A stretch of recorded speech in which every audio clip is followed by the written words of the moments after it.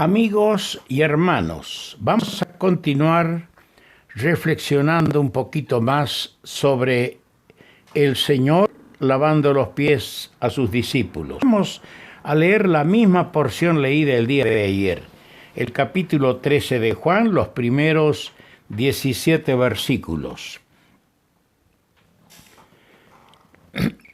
Antes de la fiesta de la Pascua, sabiendo Jesús que su hora había llegado para que pasase de este mundo al Padre, como había amado a los suyos que estaban en el mundo hasta el fin.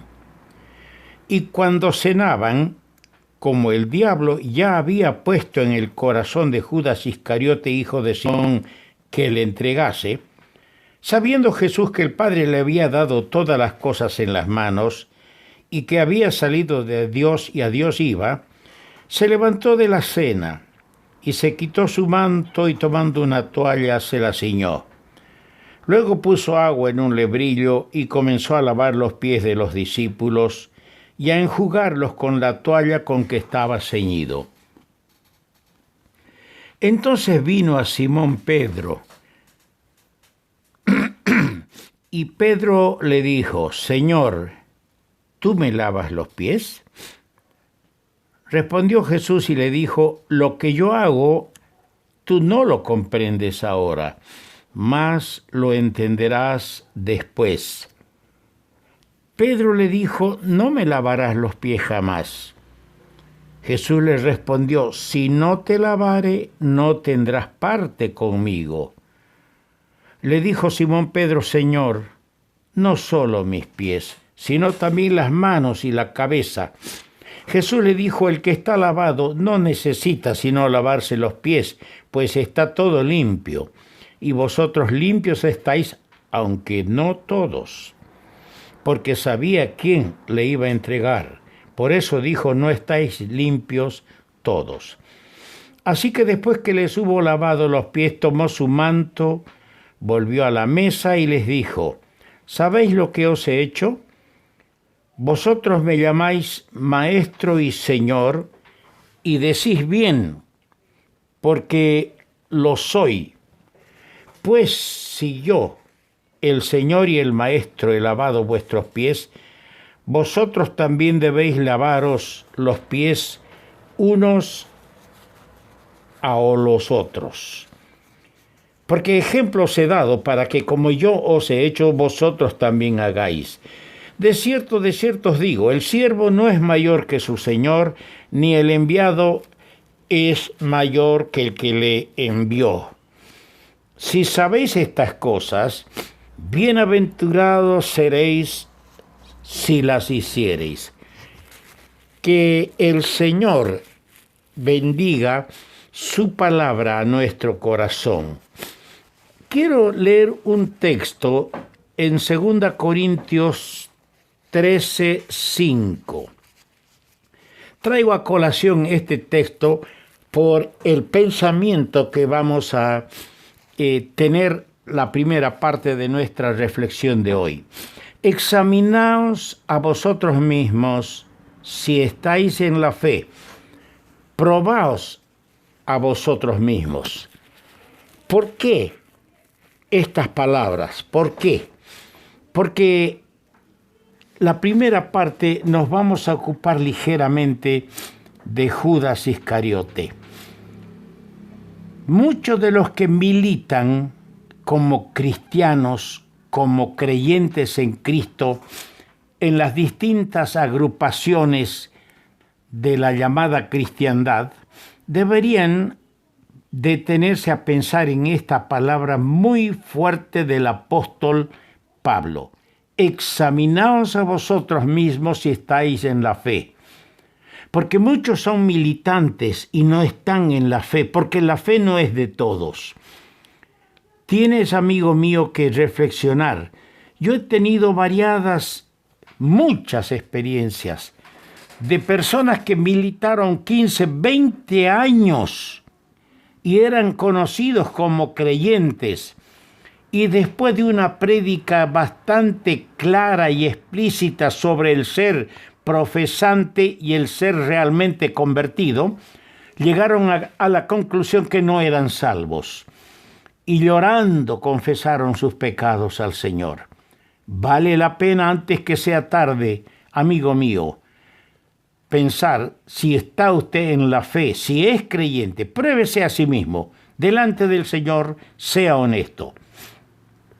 Dice, cuando cenaban, el diablo ya había puesto en el corazón de Judas Iscariote que le entregase al Señor. La narración bíblica que tenemos por delante también es pródiga en enseñanza en cuanto por lo menos a 4 peligros. Primero, vamos a citar algunos, unos 4 por lo menos. En el verso 2, el peligro de una falsa profesión. Tenemos el caso de Judas. Hablar de Judas Iscariote nos llevaría días enteros. No entiendo por qué Judas está entre los 12 apóstoles. Hay cosas que son para mí misterios que aún están guardados como arcanos en el corazón de Dios. Yo me limito y debemos limitarnos a lo que las Escrituras nos dicen. Judas anduvo con el Señor, escuchó los más grandes sermones y discursos del Señor, presenció los más grandes portentos en milagros que hizo el Señor, pero su corazón fue una piedra que nunca se abrió. Aquel que dice, estoy a la puerta y llamo, si alguno abre la puerta, entraré a él. Judas nunca abrió la puerta de su corazón al Señor. Y hay este peligro de hacer una falsa profesión y no ser creyente. ¿Cuánto daño se hizo a sí mismo Judas Iscariote? Hizo daño al Señor, hizo daño a los demás también. En segundo lugar, en el verso 8, tenemos las palabras de Pedro, no me lavarás los pies jamás. Aquí tenemos el peligro de una afirmación impremeditada. Hablar sin pensar.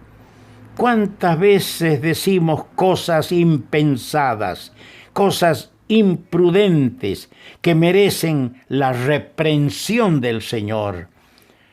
Por eso debemos orar como el rey David. Pon guarda a mi boca, Señor, para no pecar al hablar.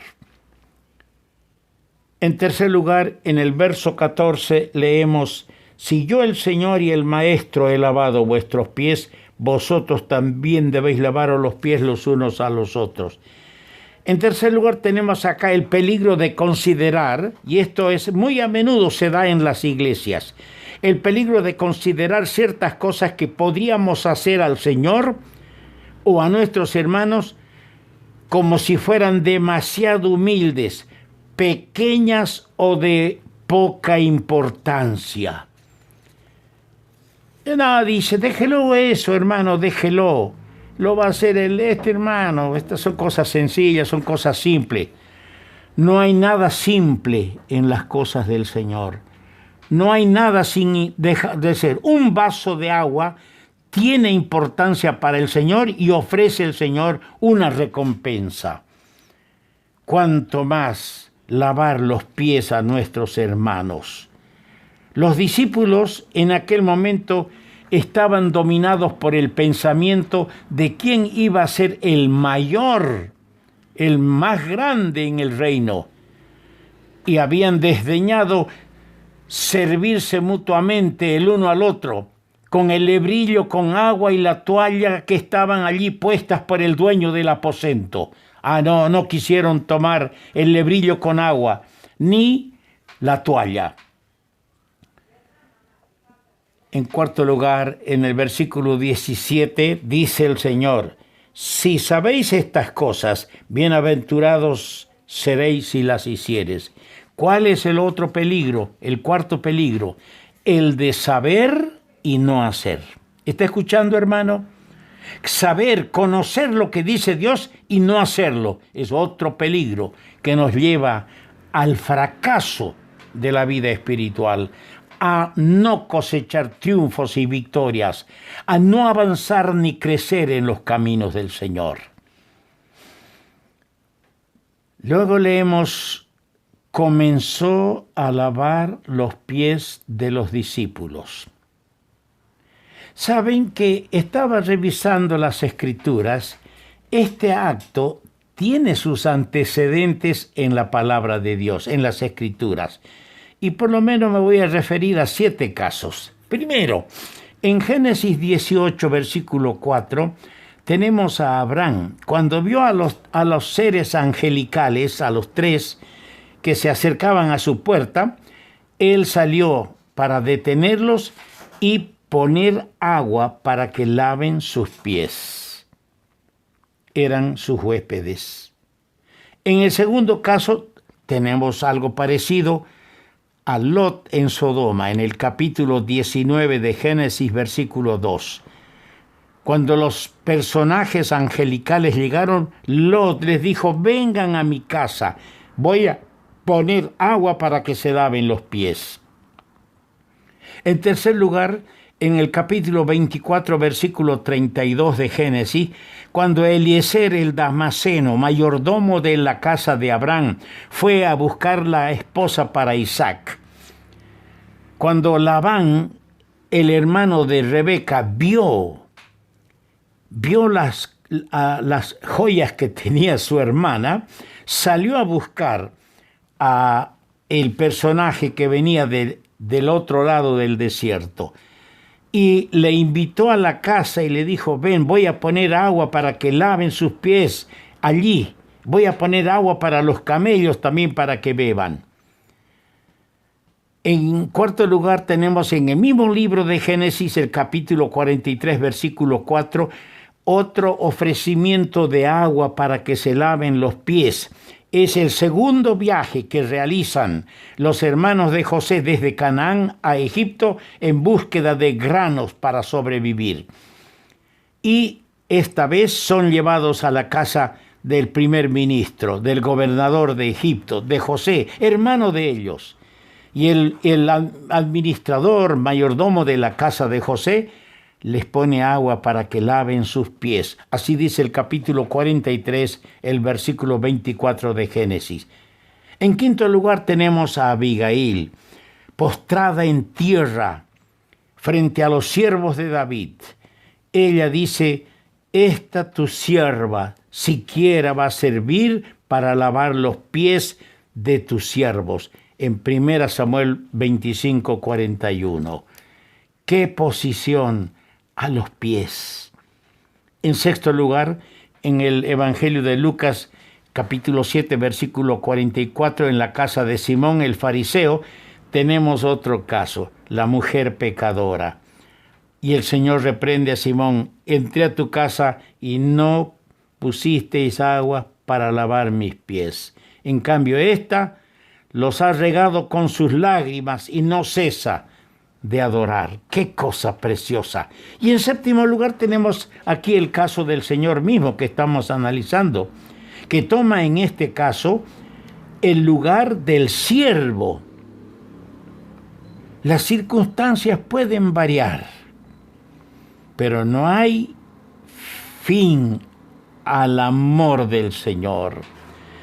El Señor de la gloria, tomando el lugar de un esclavo, revela aquí cuán perfecta es su gracia, sublime gracia del Señor, cuán completo su amor, cuán completo su amor. Más tarde, después de Pentecostés, la posesión del Espíritu Santo habría de iluminar a los discípulos sobre palabras y obras del Señor que en su día no habían podido comprender los discípulos. Porque le dijo en el versículo 7 el Señor a Pedro: lo que yo hago tú no lo comprendes ahora, mas lo entenderás después. Hermanos, hermanos míos, hay muchos procedimientos del Señor que no entendemos. Hay muchas formas como el Señor obra que a veces por falta de paciencia, de fe, de comprensión, de discernimiento, empiezo a sentirme incómodo. Pero va a llegar el día cuando se van a iluminar nuestros puntos, que parecieron oscuros e incomprensibles. Es que no entendemos. Nosotros no vamos a la deriva. Nosotros no dependemos de la mala o buena suerte. Es el Señor que crea las circunstancias. Es el Señor que agita el mar, es el Señor que pone el fuego, es el que nos prueba. No entendemos lo que Él hace, pero lo vamos a entender después. Y el día que lo hagamos, cuando los puntos que parecieron oscuros e incomprensibles hoy se iluminen, le vamos a dar las gracias y la gloria al que vive por los siglos de los siglos. Vamos a continuar con este dramático y hermoso tema.